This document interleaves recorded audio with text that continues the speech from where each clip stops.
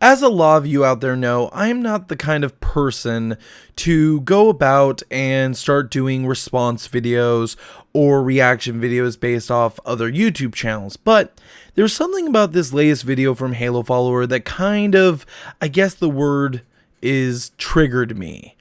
And I don't get triggered very often, but Halo Follower tends to do that to me. I don't know why.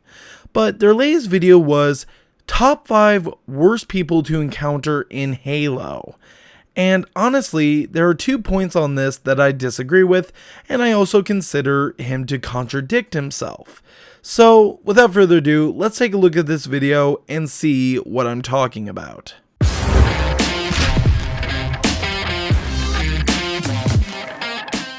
So, before we get right into this video, I just want to say that there were only 2 parts of this video that really got me triggered and that I'm going to be talking about today.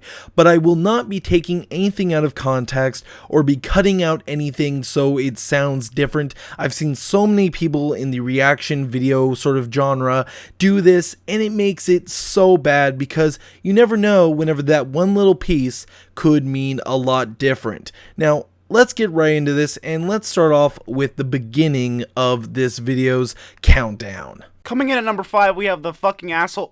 Wait, all of these guys are assholes. Before you even get into this list, you're already calling people fucking assholes. And honestly, to me, 2 of these things I'm going to be covering on this list aren't fucking assholes. They're just people that either are not good enough or need to get good. So, honestly, you're just being a dick. Anyway, number 5. People who have no place playing the game in the first place.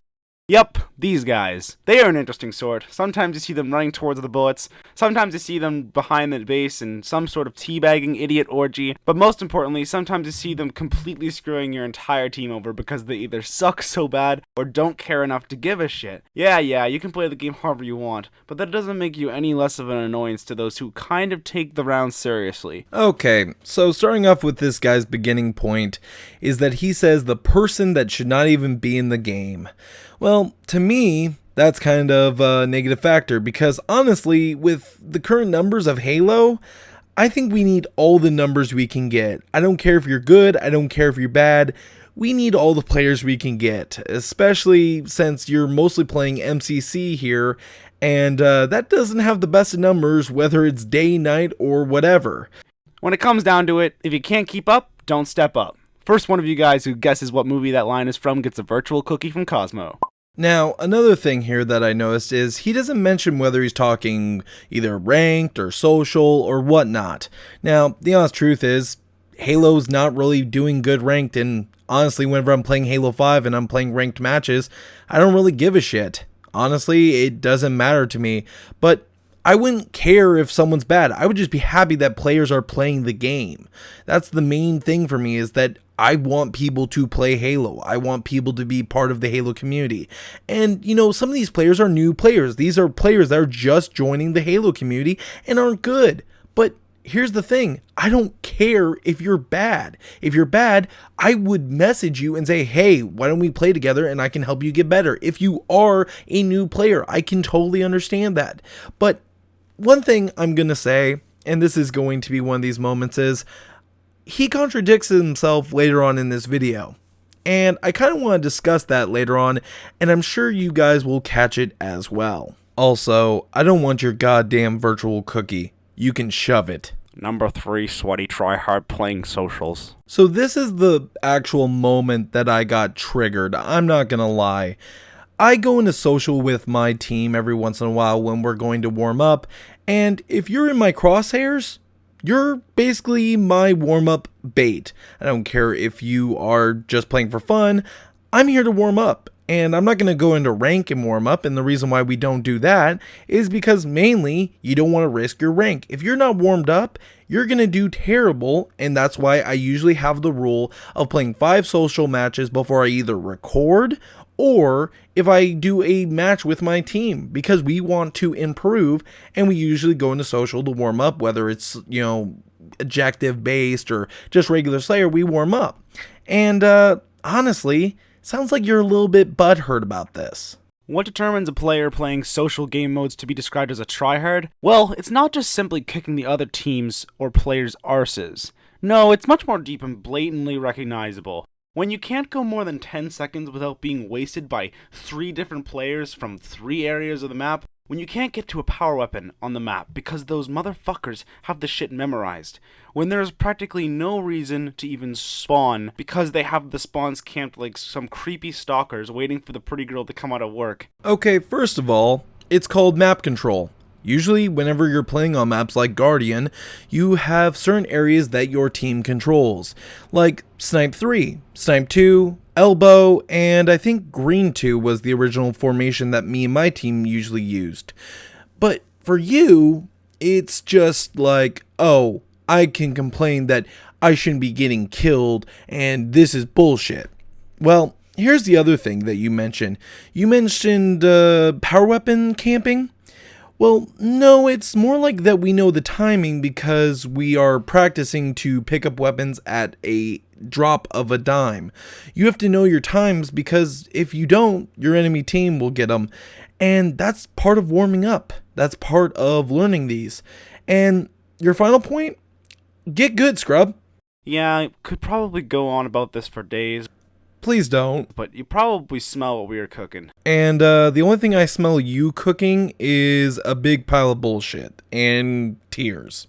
Now, I'm sure some of you are going, don't suck, you fucking scrub, get good. Yeah, that's exactly what I'm thinking. Firstly, screw you. No, screw you. Second, social game modes are supposed to be in the game for people who don't want to be on the same level of competitive play as other players. Ah, yes, as the Matt Hardy would say. I got you now, because here's the thing. Remember a little bit ago that you said this? When it comes down to it, if you can't keep up, don't step up. Yeah, well, here's the thing. I agree. Social is meant for players who don't want to be on the same competitive level. But also, that doesn't mean that everyone's on the same level whenever they're playing social. Some players are better than other players. And honestly, that's not a bad thing. It kind of motivates you to get better. It motivates you to continue to improve. If I go over to someone and I'm teabagging them, I'm telling them, get good and fucking fight me. I'm not saying quit the game and leave, you little scrub lord. I'm saying get good and fight me. I want a challenge. I want it to be basically Brock Lesnar versus, I guess, Roman Reigns. I guess. But I still want a challenge. And usually what that does, whenever I teabag someone, that makes them come back 10 times stronger. I want to see you kill me, and I want to see you bring the challenge to me, and I want to play a game of one-up. Here's the thing, though. I caught you contradicting yourself. In the first point, you're saying, oh, well, it's annoying if someone's not good and they're not helping the team. But then you're saying in social, you're upset if the other team is better than you and is trying to win the match. That's a pretty big contradiction in my opinion. And honestly, that kind of makes it hard for me to take your video seriously. So go take your MLG Pro Adderall and let the people who want to just have fun do it. Honestly, I'm so tired of this bullshit thinking anyone who's good at the game is on Adderall. You know, that's just such a stupid joke to make, and it just proves how desperate you are to get your point across. So wrapping up this mega rant now, we must remember that games are games for a reason, to have a good time and take a break from the harsh real world, and lose ourselves in our most favorite video game worlds. Whether you play with honor, or you are a troll, just know that without you, the gaming world wouldn't be the same. We are glad to take this great journey of gaming with you, but before we go, one last thing. If you are any of these types of annoying Halo players, fuck you from the bottom of our hearts. No, sir, I'm gonna have to say fuck you. And the reason why I'm saying this is because, first of all, you went about saying first that you are upset by people that aren't good at the game and shouldn't even be in the game, and then you go about saying, well, if you're a competitive player and you're good at the game, then you're ruining the fun for everyone else. Which is it, man? Are you upset because the person sucks too much or that the enemy player is too good? And the honest thing is that I used to be a competitive player. Yeah, I used to go to tournaments and I used to go and play Halo 3 competitively. Now, I wasn't on the pro side. I was on the kind of like semi-pro lower tournament side.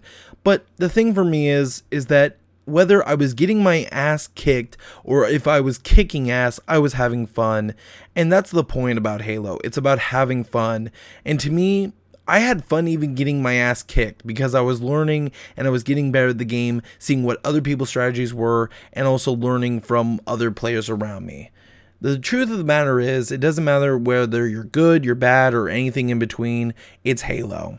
It's a community, and basically, we need to stop killing our community and start bringing it together. Guys, the truth of the matter is, it's not a bad video, and if you want to see the rest of his points, I'm going to leave the original link down in the description below. But the truth is that I got kind of frustrated because of his comments about competitive players, saying that people who are competitive shouldn't play in social playlists.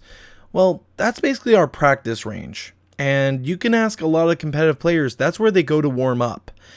And the joke about the Adderall, that kind of bugged me because I used to be a competitive player and a lot of people I knew didn't take Adderall. So, shove that one up your ass. But truth is, he did have some valid points talking about Warthog drivers and also some of the team killers. I guess a lot of you guys out there may remember the days of Federation of Asshole Gamers. But honestly, I think that Halo Follower kind of has its moments of cringe, and that's how I felt about this video. It felt certainly cringy because the truth is that a lot of these points were good and a lot of these points were bad. And I guarantee you, the reason why this video has over 300 dislikes is because of these 2 points, and that's just my opinion.